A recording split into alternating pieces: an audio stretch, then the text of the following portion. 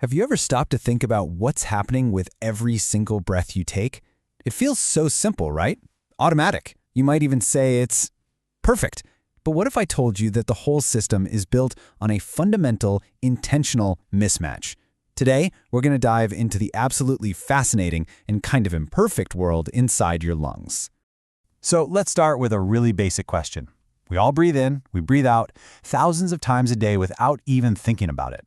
But is every single drop of that air we pull in actually doing the job? Getting oxygen into our blood? The answer, and this might surprise you, is a hard no. In fact, a predictable chunk of every single breath you take is, for all intents and purposes, completely wasted. Okay, so let's get into this idea of wasted air. In physiology, this isn't some kind of mistake or a flaw in our design. Nope, it's a core part of the system, and it's got a name: dead space. To put it simply, dead space is all the air you breathe in that never actually gets to where the action is. It never reaches those tiny little air sacs, the alveoli, where oxygen and carbon dioxide are supposed to swap places. It's just filling up the plumbing, like your windpipe and all the branching airways. Now, it breaks down into two main kinds. First, you've got anatomical dead space. This one's easy. It's just the air filling up the pipes, your windpipe, your bronchi. It's a pretty fixed amount, roughly the volume of a can of soda. Then there's physiological dead space.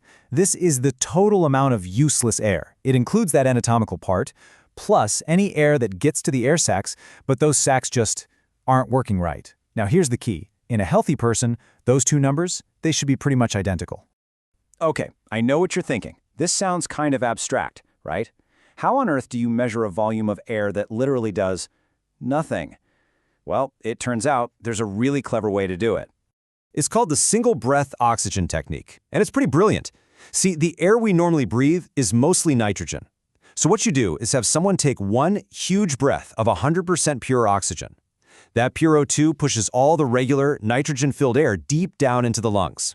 Then they just breathe out nice and slow into a machine that measures nitrogen. The real magic is in what comes out first. And what's really interesting about this slide is the graph you get from that test. Look right at the very beginning of the exhale, that flat line at the bottom. The nitrogen level is 0. Why?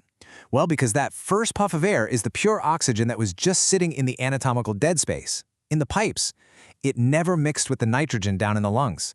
It's a perfect illustration that lets us measure that wasted air. So we've figured out that not all the air we breathe actually does anything. But even for the air that does get to the right spot, well, that's still only half the story. That air is totally useless unless it can meet up with some blood. And that brings us to our next big idea, the delicate dance between ventilation and perfusion. I want you to think about it like a supermarket. Ventilation, which we call V, is the amount of air getting to the checkout counters. Those are our alveoli. On average, that's about 4 liters of air per minute. Perfusion, Q, is the flow of shoppers, our blood, going past those counters. And that's about 5 liters of blood per minute. For the store to run efficiently, you've got to have the right number of shoppers for the number of open checkouts, right? And that's what leads us to this magic number, the V/Q ratio. You just divide the 4 liters of air by the 5 liters of blood, and you get 0.8. In a perfect world, this number represents the ideal sweet spot for the entire lung system working together. But, and this is a huge but, average is a very, very tricky word here, because the reality is so much cooler. Okay, this is where our story takes a major turn. That perfect 0.8 ratio, it's really just an illusion. In reality, your lung is in a constant, beautiful state of mismatch, and it's all thanks to a force you know very, very well. You see, when you're just standing around, the top of your lungs and the bottom of your lungs are playing by completely different rules. That perfect balance is nowhere to be found. And the culprit is something we deal with every single second of our lives: gravity. It's really this simple. Gravity pulls your blood down. So as you can see here, the bottom of your lungs, the base, is just swimming in blood. It's really well perfused.